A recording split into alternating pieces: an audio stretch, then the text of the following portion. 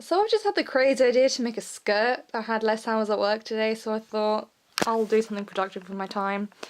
This is the material I used for an early 1900s walking skirt a while back, and I had some left over, so I thought I'd make a 50s skirt with it. And it's got stripes, so I'm going to have vertical stripes on it, and I thought, it's got stripes, so of course I've got to do pleats. It's going to have pleats, it's going to have buttons down the front, it's going to have a ruffle at the top, and a thick waistband. Basically, it's going to be the exact replica of a skirt I had when I was 10, except it's out of a different fabric with a different pattern. But I love that skirt, so I want to remake it because it don't fit no more. My mum threw it away years ago, so that's what's going on right now. So next I measured how long I wanted my skirt to be, which was just below my knee. And then with the fabric I had left, I managed to get 3 large rectangles of this length. And then I overlocked all the edges to prevent fraying. Next I pinned all the pieces together, and I pinned through the middle line on the pattern so that you wouldn't be able to tell there was a stitching line there from the other side, and it would look like all one piece. And then I sewed them all together into one really big, really wide rectangle. Now this was about 4.5 meters wide, and that's fine because I wanted a really big skirt, so when I twirled and spinned it would fan out and look all pretty. Also, we're going to pleat down the entire waistband to fit my waist measurement, so it doesn't really matter how wide it is. As long as all the lengths are the same and it's the length you want for your skirt, that's the only measurement that really matters. Next, you want to iron your fabric and press open your seams. This is really important. I always say to do this. Sometimes I don't do it because I'm really lazy, but it makes so much difference. If your seams are pressed out, they look really crisp and really smooth, and it's harder to tell that there's a seam line there at all. Also, ironing your fabric is just good because there's no creases and it doesn't change the shape. So, iron your seams, iron your fabric. I know I don't do this. Say as I teach, not as I do. I don't know. But yeah, you can kind of tell just because I sewed it a bit sloppily, but you can't really because it's hidden in the pattern. So it should be alright as long as you just don't look too closely. Next, I pleated it all down and pinned it in place. I pleated it to my waist measurement. This is a bit of maths, but you just got to do it. I left some seam allowance, as you can see there. Lots of pins, lots of pleat. I then decided I wanted pleats on the top side of my waistband, so I pleated some scrap fabric as well because I like pleats. This is my waistband. I'm going to do the from the 3 stripes, if that makes sense. The rest is seam allowance. So yeah, that's my waistband, horizontal stripes. So it's been a day. Didn't do any sewing yesterday, and I can't remember where I left off, so this is what I've got. The pleats are all sewn on. And I've pinned this waistband on. It's only on this side, so there's a raw edge there. I'm going to do another one on the other side, and I'm going to put ruffles in the top, and I think I'm going to put some belt loops in there because I know I want to wear this with some pretty thick belts. Here's how I made the belt loops. Basically, I just sewed a tube like that, turned it inside out, and now it looks like that, and then I'm going to press it flat, cut them in half, and then might need another one. But if you're wondering how I turn them inside out because they're so thin, I use this doodah, which I got at Fabricland. It may or may not have been a waste of money, but it's easier. I have 6 little tubies now, which are going to be flattened in a second, but probably only going to use 5. 1 at the back, sides, and then 2 at the front. So I have 1 spare in case hell freezes over or something. I don't know. So here's some lovely footage of me pressing the belt loops. If you can't tell, I'm really, really, really great at voiceovers. I have no idea how people do them. I'm just waffling on about stuff. Who knows? Do you need to see me flattening it? Apparently I thought so when I filmed it and edited it. Enjoy! So I pinned the belt loops into the waist seam that puts the skirt and the waistband together. Equal distance, 2 at the front, 2 at the side, 1 at the back, and then I sewed it together. Don't know what else to say. There you go. So I've made some pleats and I've stitched them down. They're the same length the same width as the waist length as the waistband of the skirt. And then what I've done is I've just pinned the centre back over with the belt loop in, so that is what it's going to look like when it's done. And just fold all this down. Basically that will be the waistband of the skirt. So it will look like the pleats are going through, and I'll have some belt loops. But I've got another waistband that's going to go on this side. I'm going to have to trim all these ends because they're really ragged because I use scraps. And then hopefully that should be the waistband done. I'm just going to pin all this in, and then I might tack it in before I sew it because I don't have any like chalk lines of where to stitch, because if the other piece is going to be on, I want to make sure they all line up perfectly, all 3 layers. So that's what I'm going to do. Yeah. So the waistband's all stitched on. This is what it looks like from the front. See? Well, pretty well, technically this is the back, but you know, the front side of the skirt. This is the bit that's being seen. And then here's the back. So I've trimmed all the seam allowance from that. I was going to trim it up here like I normally would, but then there'd be a gap in the middle, and because the fabric's so thick from these pleats here and these pleats here, I thought I'd let them join in the middle, and then the waistband will just be equally the same. Okay, so where was I? Yeah, even thickness, and then I'm going to press this down, turn this under, and then slip stitch it. Doesn't have to be particularly neat because it's on the inside, but I'll slip stitch it anyway.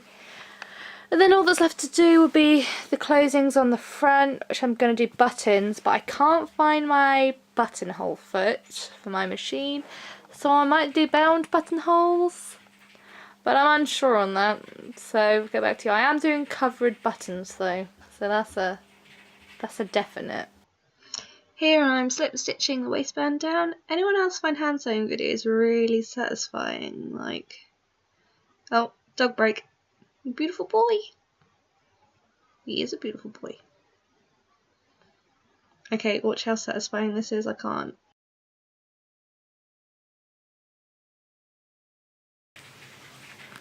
There we go, the waistband's all stitched on, the frills are all stitched on the top. Belt loops are on, and now I just need to do the buttons down the front, and then the hem. So I'm going to cover my buttons, and then I think I'm going to have to do bound buttonholes. These are the buttons I'm using. I've got 10. Got a feeling that won't be enough, but we'll see. Here's all of my coverable buttons done. It was actually really easy.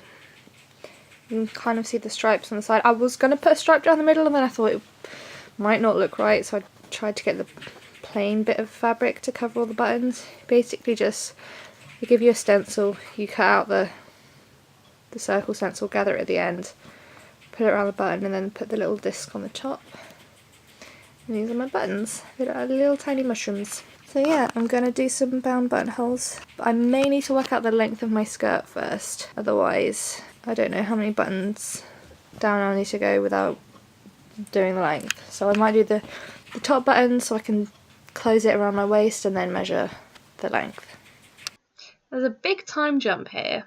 I got a new camera and a new sewing machine, so I might do videos on them later. But here I'm just herringboning down the hem. I love doing herringboning stitches, it's just so satisfying. It's my favourite. I don't know why I'm telling you this, you probably don't care. But I did that for the whole hem. I'd done the first buttonhole as a bound buttonhole, but I didn't do that for the rest because it was way too much effort. So here's my hem. I left the hem quite chunky in case I ever wanted to change it or anything.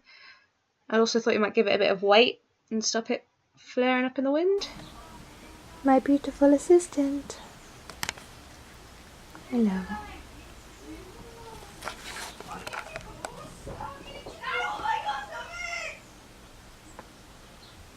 They're very noisy, aren't they?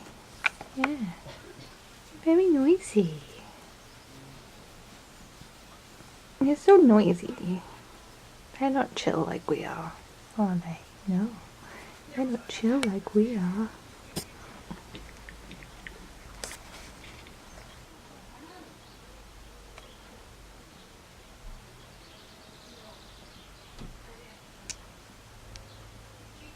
You're such a beautiful boy, aren't you?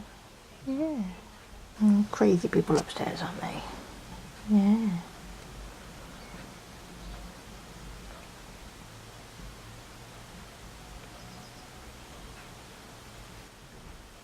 This is some good camera quality. Isn't it, Wolfie?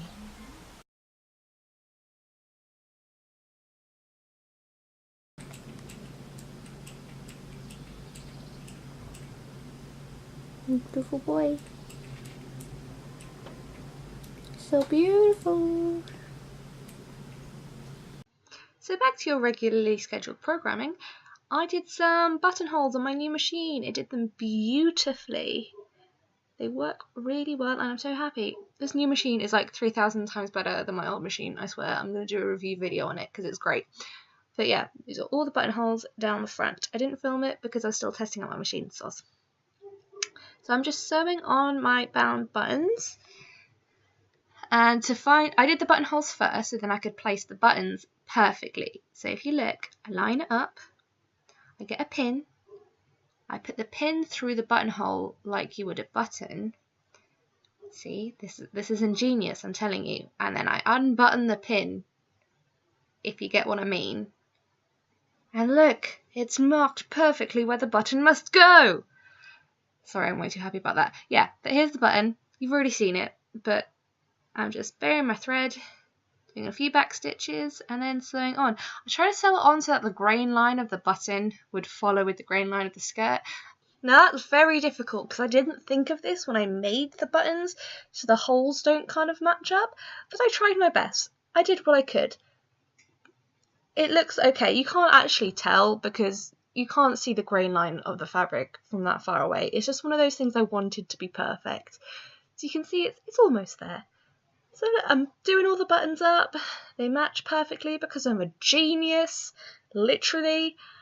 And yeah, is it finished now? I can't remember, but it looks good. Ta-da! Finished skirt. Isn't it pretty? It's got pleats and everything. I'm so clever. Oh, so here's the issue. Now, because it's got a buttonhole at the top, the buttonhole is obviously bigger than the button, so the button can get in. But this means the button can slide over, and it leaves a big gaping hole in the waistband, which is not what we want, because I want it to fit tightly around my waist so it can kind of suck me in and give me that, like, figure that I don't have. So I don't want it to have a weird thing at the bottom. I could make it bigger, but then it would just be a bit loose on me, and I want it to be quite tight. So we're going to do a thrifty fix on this. So you see, it doesn't quite work. You see what I mean? This is the issue. It's supposed to be here, like this, and then because the buttons can slide over, there's a big hole. You see my meaning? So what we're going to do is we're going to pull it over. Come on, Jordan. Please pull it over. Yeah, there we go. We're going to pull it over. We're going to pin it in place so you can see what I'm meaning. Yeah? Have I got it? Come on, with the pin. There we go. This is what it's supposed to look like. Okay, and this would be very good. Mwah, beautiful skirt. Also, the top. So what we're going to do is we want to find a way to fasten it like that without buttons. So I was thinking maybe some hook and eyes, maybe some big ones, trouser ones. I probably should have used them to begin with, but I'm not that smart. So here's me demonstrating the hook and bar and how it would work. But they were just a bit too big. I had them left over for some project I did in uni. So I decided to use poppers, or snaps as ye Americans call them. So just finding the right size popper, pinning it on, and setting to work on my quick fix because I don't have a brain and I didn't think this through. So I'm just sewing on the poppers with a buttonhole stitch, because that's also a really satisfying stitch, and I like it when it looks all neat and perfect. So that's what I did. And it's slightly out of focus, but I've got a new camera, don't blame me, blame the fact that I don't know what I'm doing. So yeah, I like stab stitched a bit through so it wouldn't like curl the end over, but then you can see like the little pinpricks of where the needle went through, but that's fine because once I actually wear it, it like stretches and wears through and you can't actually see it. It just looks really bad here, but I promise in the finished thing, once I've worn it once and like washed it, you can't tell. It's fine. So yeah, that's my fix. And look at me trying it on and proving to you that I did in fact fix it. And that I'm not a total failure. Please love me. The 3 people watching this video. So yeah, popping it on. Oh yeah, in my last video I was like, watch part 1 and not just part 2, because I know people love watching part 2 because they hate themselves. Part 2 has double the amount of views as part 1. How does that make sense? I don't know. But here is the finished skirt. Look at it. It's so pretty. Oh, I'm actually really proud of this skirt. I've worn it like loads of times since I made it, and I'm really happy with it because, you know, I made something. I made something that's pretty. Look at me. Oh, my stripy trousers and my stripy skirt. I'm such a fashion icon. I mean, look at me. Oh, and here's the back. Yeah, the pleats meet at the back, which I thought was a good touch.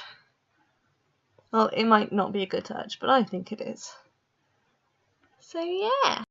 So I was just ironing the hem of this because it needed to be ironed, but also I'm going to take some cool video and photo. And I legit melted the fabric. Like, I didn't realise it wasn't so high. And it's like got all shiny and tough. It's so weird. Luckily, I ironed it on the reverse and you can't see it on this side. But oh my god.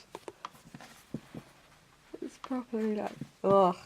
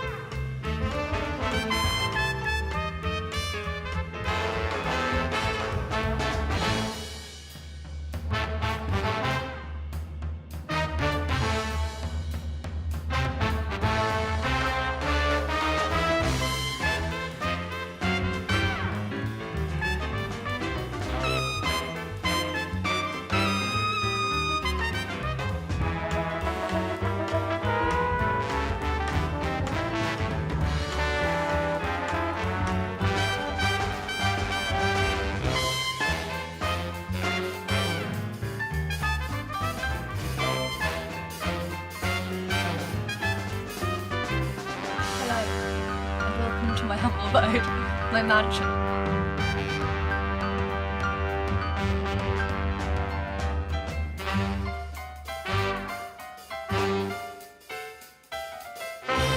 And they all lived happily ever after.